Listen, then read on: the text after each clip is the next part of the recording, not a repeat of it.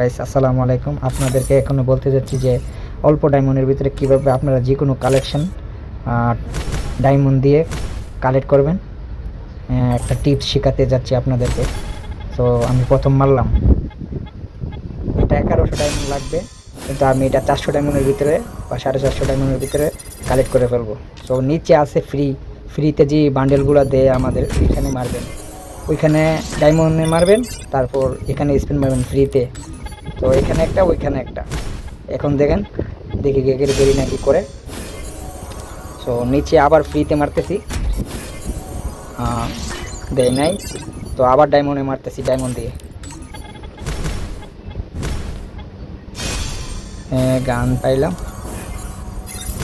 তো আবার ফ্রিতে মারবো, ফ্রিতে। এরকমভাবে আপনারা ট্রাই করবেন। আপনারাও অল্প ডায়মন্ডের ভিতরে আপনারা যে কোনো স্পিন, মানে অল্প ডায়মন্ডের ভিতরে স্পিন মারতে পারবেন, আর অল্প ডায়মন্ডের ভিতরে আপনারা কালেক্ট করতে পারবেন যে কোনো স্পিনে।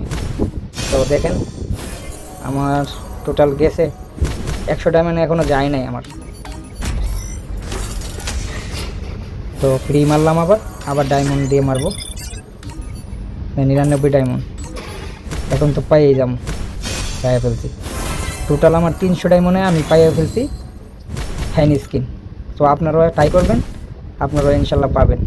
ট্রাই করে দেখেন, আর আমাকে লাইক, শেয়ার, ফলো দুটোটাই করবেন। সো দেখতেই পাচ্ছেন আমি কম ডায়মন্ডের ভিতরে কীভাবে আমি স্পিনটা নিয়ে নিলাম।